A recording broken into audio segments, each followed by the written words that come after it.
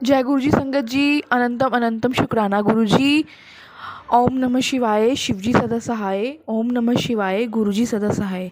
संगत जी, ये मेरा पहला सत्संग है, पहली बार शेयर करने जा रही हूँ। कोई भी गलती हो गई हो तो प्लीज़ मुझे माफ़ करना गुरु जी, क्योंकि मुझे नहीं पता कि कैसे सत्संग शेयर करते हैं कैसे नहीं। बट मुझे काफ़ी टाइम से आपके मैसेजेस आ रहे थे गुरु जी कि अपना सत्संग शेयर कर, अपना सत्संग शेयर कर, शुक्राना कर। तो इसलिए गुरु महाराज पहला सत्संग शेयर करने जा रही हूँ। कोई भी गलती हो तो माफ़ करना। मैं बताना चाहूँगी, मेरी शादी, मैं पहले तो बताना चाहूँगी कि मैं राजपुरा पंजाब से हूँ और मेरी शादी 2020 में हुई थी।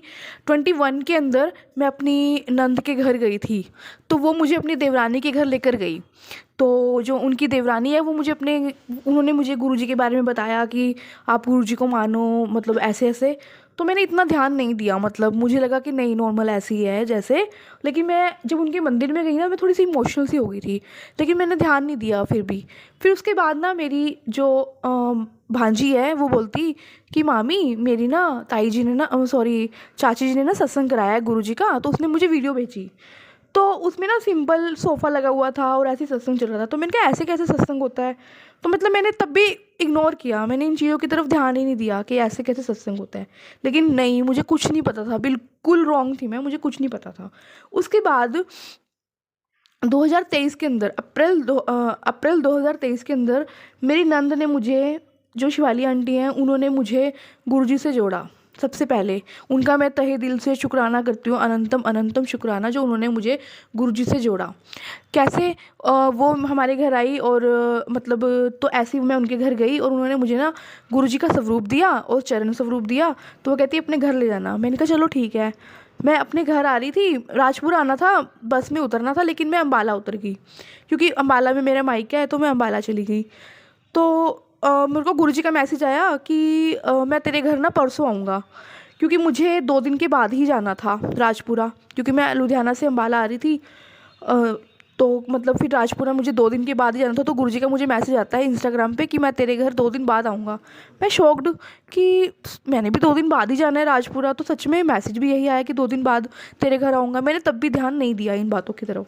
फिर उसके बाद मैं घर गई और मैंने मतलब कहने का है कि अपने घर पे ना, मतलब सत्संग जो स्वरूप था उसको फ्रेम करवाया और अपने घर के मंदिर में लगाया। उसके बाद ना मैंने पहला सत्संग किया। मेरी नंद ने मुझे बोला कि तू ना 1 घंटे का सत्संग किया कर, चाहे महीने में एक बार किया कर। मैंने किया, मतलब मैंने पहला सत्संग किया। तो मैंने चाय प्रसाद बना के रखा, जल प्रसाद था और लंगर प्रसाद था, मैंने रखा। जैसे ही मैंने मंदिर में रखा ना, मैं थोड़ी देर बाहर गई, मैंने कहा चलो हैंड वॉश कर लेती हूँ, उसके बाद मैं सत्संग के लिए आराम से बैठ जाऊँगी 1 आवर का सत्संग करने के लिए। तो ना बर्तन खटकने की आवाज़ें सी आई, बट मैंने तब भी नहीं इन बातों की तरफ ध्यान दिया। लेकिन फिर मैंने सत्संग स्टार्ट किया। उस समय मेरे अंकल जो हैं वो अजमेर गए हुए थे ख्वाजा जी की दरगाह पर। तो सत्संग मैं अकेली बैठ के कर रही थी और मेरी जो मदर इन लॉ है ऊपर एसी की सर्विस करवा रही थी। मैं अकेली थी रूम में, मैं सत्संग कर रही थी। उसके बाद जब सत्संग हुआ, मतलब मुझे पता नहीं क्या हुआ, मेरे को एकदम से मुझे रोना आ गया सत्संग करते करते, पता नहीं कैसे, मतलब मुझे नहीं पता, आई डोंट नो। और उसके बाद मैंने गुरुजी से अरदास की कि हे गुरुजी, मेरे जो पति है ना वो ना काली माता को मानती है। वो ना एक्चुअली मेरे जो अंकल हैं वो हर शनिवार को काली माता मंदिर जाते हैं पटियाला। तो मैंने कहा मैं चाहती हूँ कि मेरे ना दिल की तमन्ना है कि मैं एक बार आपके मंदिर जाऊँ, चाहे बड़े मंदिर चाहे डुगरी। मेरा दिल की तमन्ना थी। मैंने संडे को सत्संग किया था अप्रैल 2023 में। तो उसके बाद ना मतलब हुआ क्या संगत जी, मैंने सिर्फ एक अरदास ही की कि मैंने कहा मुझे ना आपके दरबार में आना है गुरुजी, और आना भी अपने पति के साथ ही है।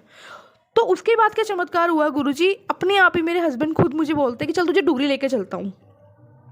उससे नेक्स्ट संडे ही हम लोग डुगरी चले गए।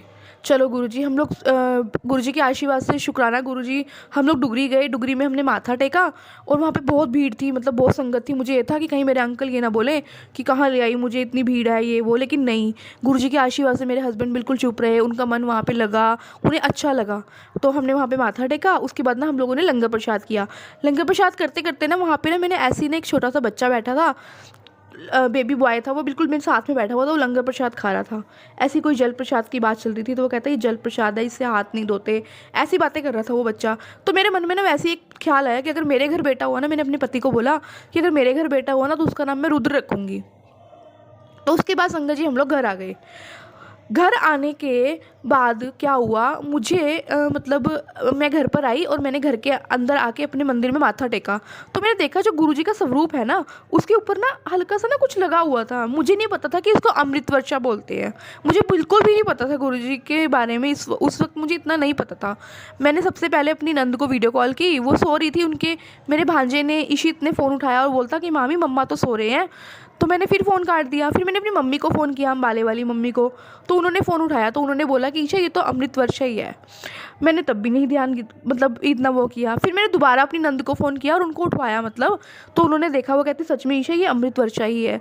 थोड़ी सी अमृत वर्षा मतलब उनके स्वरूप पे लगी हुई थी, जैसे थोड़ी सी अमृत वर्षा हुई। तो मुझे ना तब भी वो नहीं हुआ इतना। फिर भी मैंने लेकिन हाथ में लिया और उसको ना प्रसाद समझ के मैंने खा लिया।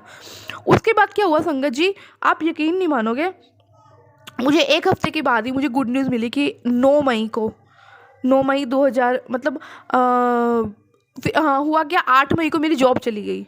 मतलब मैं डुगरी से आई थी, उसके 2 या 3 दिन बाद मेरी जॉब चली गई। मेरे को बड़ा फील हुआ। मैंने कहा गुरुजी मैं तो अभी मतलब आपके वहाँ से आई हूँ होकर डुगरी से, और मेरी जॉब चली गई। मैंने कहा ये क्या बात हुई। लेकिन हुआ क्या संगत जी, उसमें भी मेरी भलाई थी। कहते हैं ना कि गुरुजी बेहतर नहीं बेहतरीन देते हैं। और चलो मेरी जॉब चली गई, मुझे लगा कि हाँ मेरी जॉब चली गई है, बट कोई बात नहीं।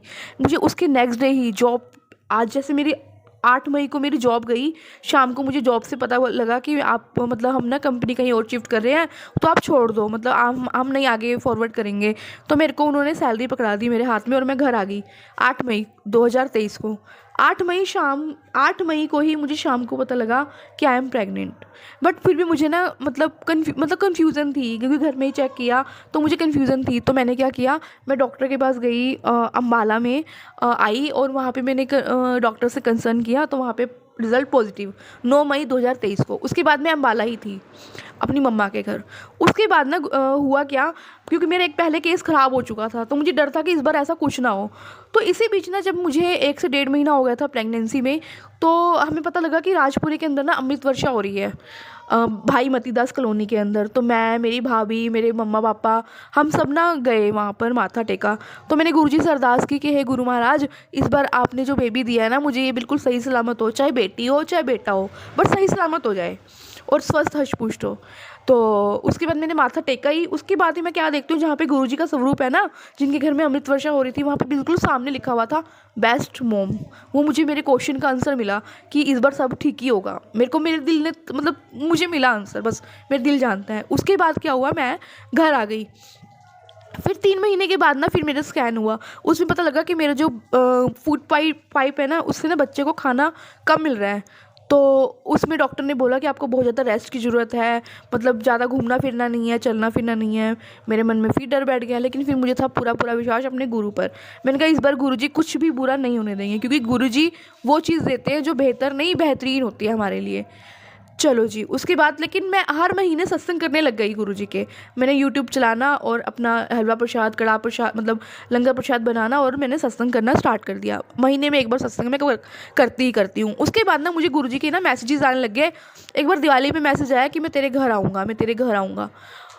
और रियली है संगत जी, मैं सच कह रही हूँ, दिवाली वाले दिन हमने सुबह 4 बजे उठ गए, हमने सत्संग के लिए लंगर प्रसाद बनाया। मैं अपनी मम्मी के घर थी अम्बाला, वहाँ पे हमने लंगर प्रसाद बनाया, कड़ा प्रसाद बनाया। तो आप यकीन मानेंगे, कड़ा प्रसाद के अंदर जब हमने भोग लगाया, उसमें ओम बना हुआ गुरुजी का।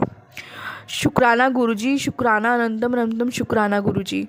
फिर उसके बाद क्या हुआ गुरुजी, उसके बाद ना मुझे गुरुजी के मैसेजेस आने लग गए कि तेरे घर रौनका लगन वाली है, तेरे घर रौनका लगन वाली है। क्योंकि दिवाली थी अक्टूबर नवंबर के बीच आई थिंक। तो दिसंबर में क्या हुआ कि मुझे गुरुजी ने बेबी बॉय ब्लेस किया।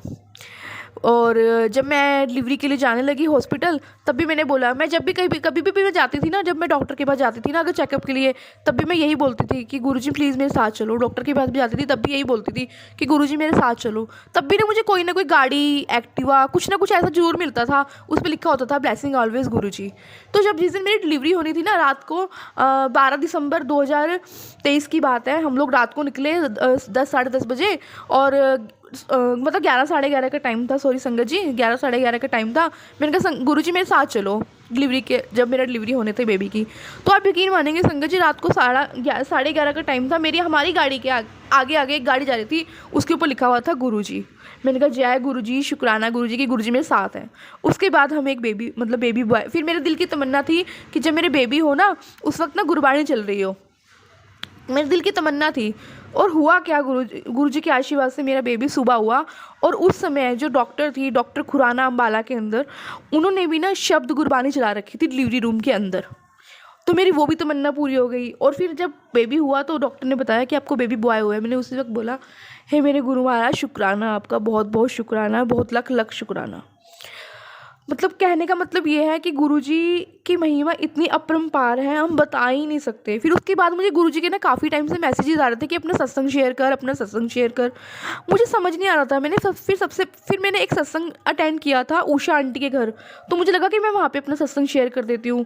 फिर मुझे लेकिन शर्म आई। मैंने कहा मैं कैसे बोलूँ, अगर कोई बोलता कि अपना सत्संग शेयर करो तो मैं करती। उषा आंटी ने अम्बाले में सत्संग कराया था, लेकिन मैंने वहाँ भी सत्संग नहीं अपना शेयर किया। उषा आंटी के घर से मुझे ब्लेसिंग्स में, मैंने जब भी मतलब डॉक्टर के पास जाती थी ना, मुझे ना गाड़ी मिलती थी, मतलब गाड़ी दिखती थी, ब्लेसिंग ऑलवेज गुरुजी ऐसे लिखा हुआ। संगत जी ये बीच की बात थी, मैं बोलना भूल गई थी।